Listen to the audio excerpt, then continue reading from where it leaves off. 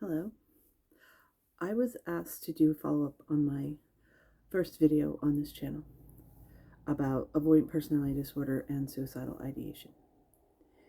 And I thought that was a valid request, so here's the follow-up.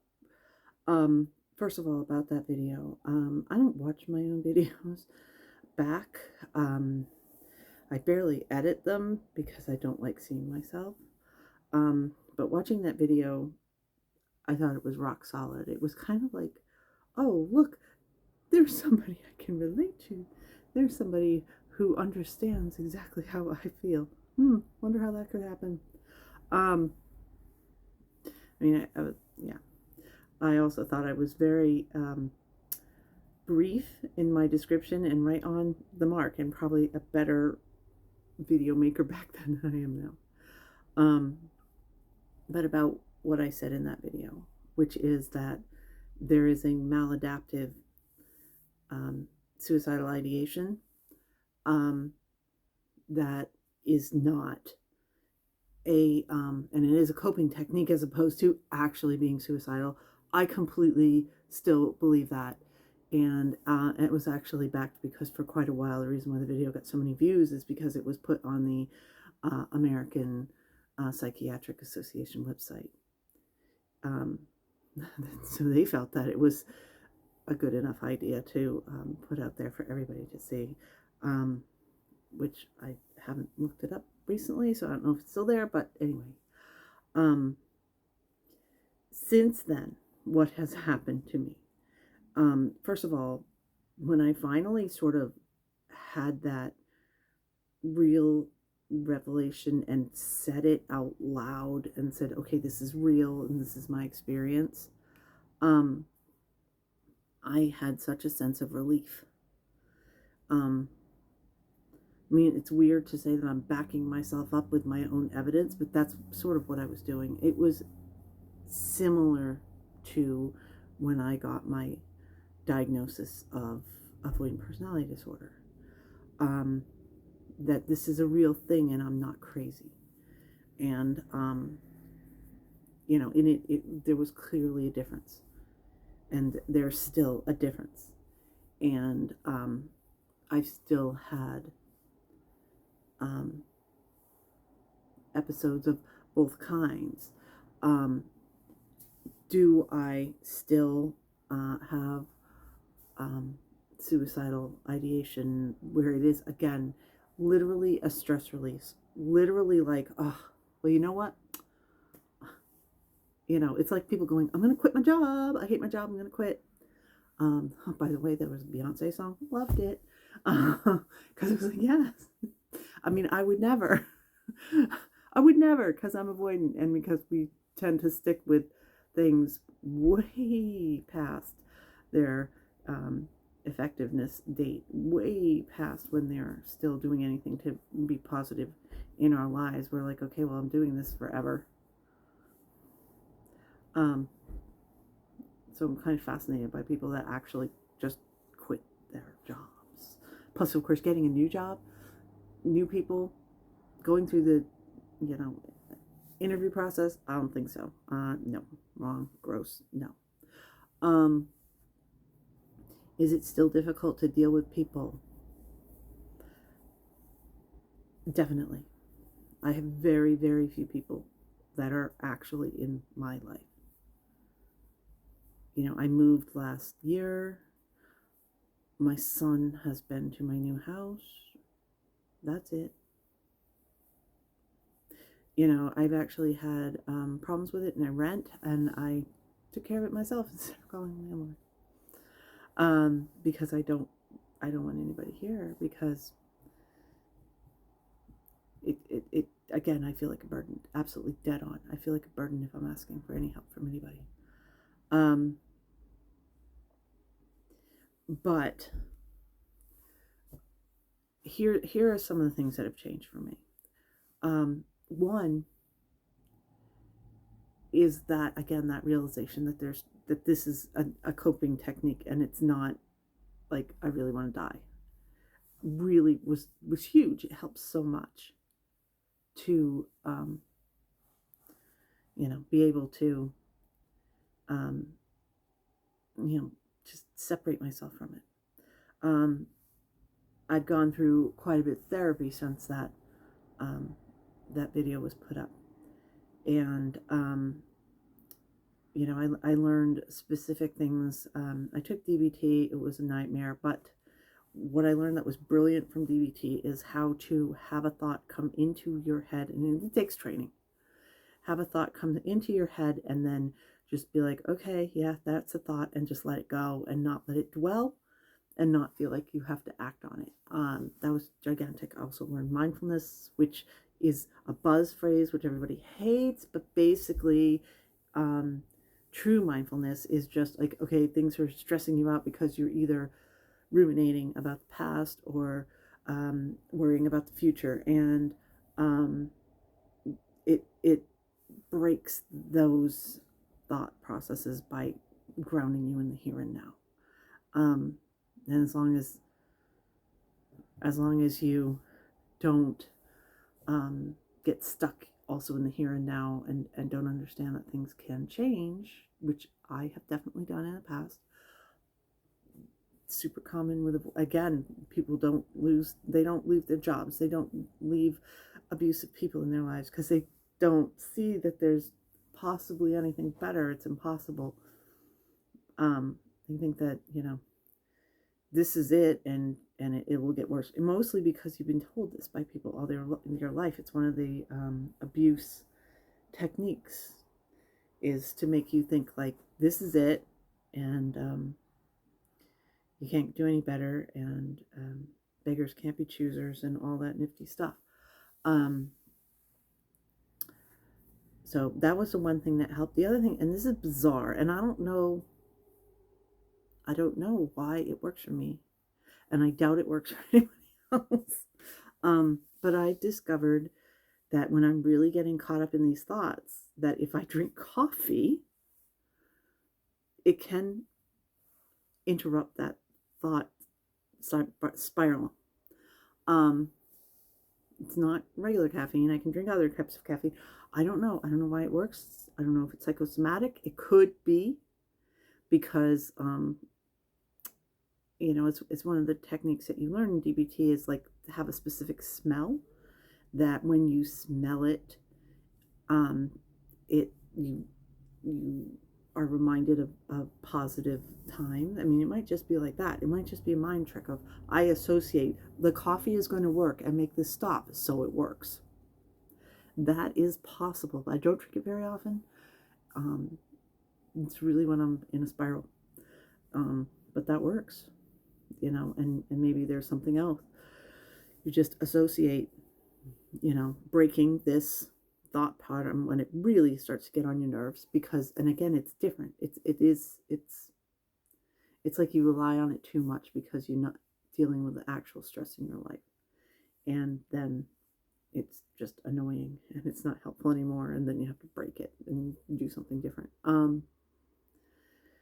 The other thing that changed massively was, again, once I found out about my diagnosis, because I made that video like really early after I had my initial diagnosis. Once I knew what it was, and once I knew what the thoughts that I was having, why I was having them, and what they were doing with me, I didn't have to waste my energy thinking, why am I so weird? Why am I the only one that's like this? Not true, unfortunately. Why do I have these thoughts all the time? And you know, when am I actually going to do this thing? When I realized I didn't have to waste energy on doing those, then I could make small changes in my life to make things better. Although I'm giving myself a hell of a lot more agency. When I made that video, I had a job that was sucking the life out of me. I literally would sit in the car for 10 minutes to convince myself to get up and go into that job. Cat, sorry. Different cat from the original video.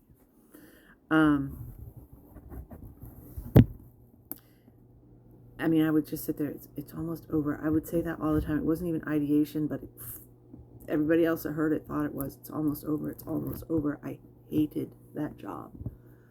I hated the people that I was with. I mean, I would never use the term at the time because I was not allowed to use those terms. I got fired from that job. It was the best thing ever. And actually, then I didn't work for like 5 years because, again, trying to get a job is just about impossible when you have a avoidant personality disorder and you're being, pulled into the ditch by everybody else around you.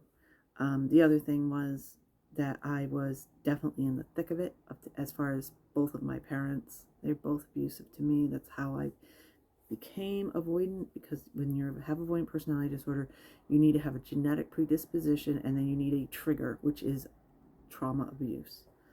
And I mean, and it's not like a one-time deal either. This, I keep hearing complex PTSD, and I'm like, yeah, well, it's called avoidant personality disorder, but basically, yeah, that's what it is. It's not, there's something out there, childhood, that PTSD, that's a made-up thing. It's not, nobody's ever researched it, and they call it CPTSD, trying to get views. Basically, ignore that. It's complex PTSD, meaning basically PTSD is usually like one massive event, like you were in a bombing or something like that. Complex is like a lifetime worth of small cuts that destroy you. Well, I was still with the people that were doing that on a very regular basis. And yeah, I have a son who is, he has autism and ADHD, and he was going through puberty at the time. Normal kids going through puberty, I shouldn't use that term, but you know what I mean, average kids going through puberty are just like hell on their parents. Well, add those two complications. I mean, it was a bad time. All that stuff has changed. I don't have the stupid job that was killing me anymore.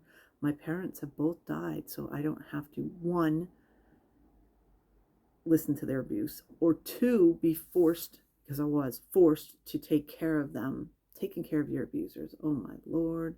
It's a book called Ethan Frome. Horrifying book, because let's see if I can remember the details. The husband is having an affair, and the mistress has a terrible injury, and so she has to get moved into the house with the husband and the wife, and she has to take care of the mistress. It was like the worst thing that anybody could imagine at the time. Well, that's what it's like when you have to take care of your aging parents who are abusive and who gave you avoidant personalities, who are horrifying. And they told me I had no options, so I had no options. That stopped. My son obviously made it through puberty and graduated high school and has moved out on his own. And I don't have to deal with that aspect of it. And it wasn't even him that was so bad, really, truly, thinking about it, because I mean, it sounds so bad, but it was, he had school to deal with, he had therapists, he had doctors, all these people. I mean, it was just sucking the life out of me, and I couldn't do anything for myself. So I was really like, I need to just be totally isolated completely forever, even though I've got this instinct when you have avoidant personality disorder to interact with people. Well, you know what?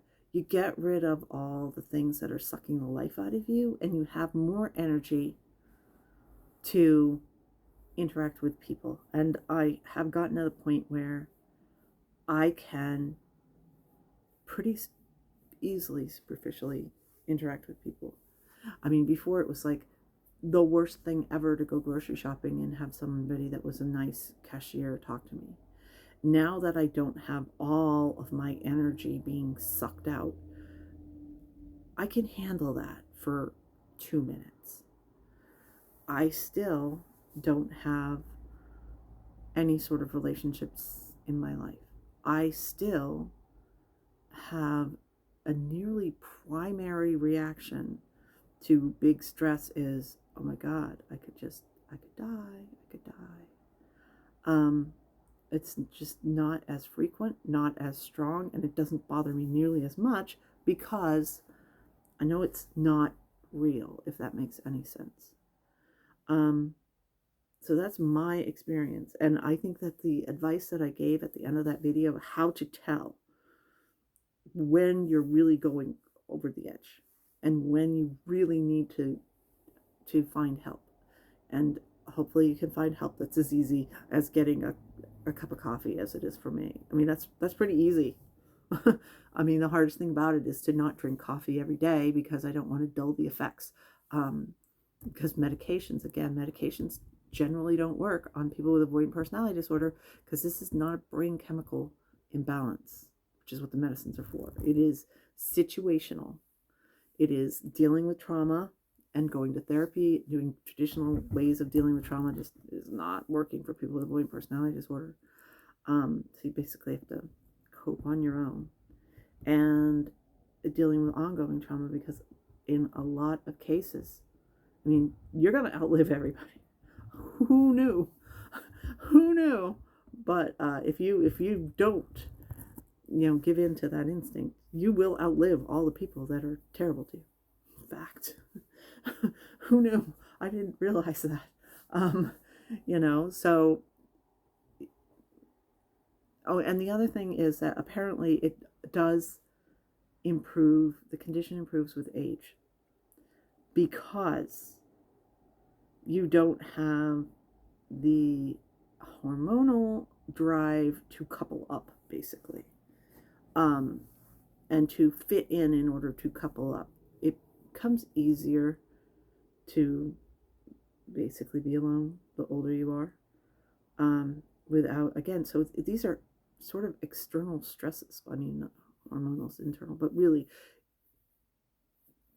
getting rid of the external stresses. Even though I didn't really get rid of any of it. I just waited until I waited until it was no longer something I was having to cope with anymore. But the relief is unbelievable when these things happen. And truly, I am recently starting to get to the point where, like, I can tell my son, no, this is your problem, not my problem. Because I couldn't before. Because I just didn't have the energy left in order to basically stand up for myself. But I do now because I'm not having it siphoned off. So how often, I don't think I even said in that video, then it was pretty often. It was probably multiple times daily. Now, it's definitely on a weekly. But again, it doesn't bother me. It's more like, here's a big red sign saying something needs to change. And if I can't influence anybody else, because I won't speak up, you know what? If I did say, hey, I need this, I bet that there are a ton of people who would help me out with it. But I can't do that because I'm avoidant and I'm not worthy, and etc. It's just incapable of doing that. But I can find other ways to make things better for myself on my own. And again, I didn't have the energy to do that before, so now I can. And now, I don't know, I've got a pretty good grasp on it. But it's real. I definitely have that as a maladaptive coping technique. I actually just this week talked to a therapist about it, who was completely freaked out, and I had to explain again, this is not what, I don't like randomly talk to people about it, but I don't hide it because, well, should I say, I don't hide it from medical people. because then if it does suddenly, it's occurring to me and I'm in a bad spot, they'll be like, oh my goodness, this is a big change. And it's like, no, it's not. This is my normal. It's something that I have in my life. It's like people who, smoke. Nearly. Smoking is killing yourself. It's like that. It's like that. It's people that get like, addicted to watching videos online. Stuff like that. I mean, it really is that level. It's a coping technique. And it works fairly quickly for me. I mean, like I said, now that I've realized it's not, I'm going to do this and I'm stressed out and I need to do this and, this is the new plan. But rather, big red flag that I need to do something to change. And I mean, it could just be that, like, I have a headache and I need to take Tylenol. And suddenly, oh, look. It's just literally the simplest little things can set it off. Or big giant things can set it off. And it's how I can get through it. Because, again, no matter how bad anything gets, well, there's always the out. It also makes me brave to try new things because, let's say if I completely, utterly fail at it or I put myself in a terrible position, well, there's the out. And, it sort of gives me almost a sense of confidence. And I know that sounds bizarre, but that is what the coping technique does for me. So, I'm sorry this video is so long. It's probably like 4 times as long as the original, just because I'm talkative now, as opposed to freaked out and trying to say things as quickly as possible, like I was when I started this channel. So, it's changed, but it's still there. In the end, that's what it is. But thank you.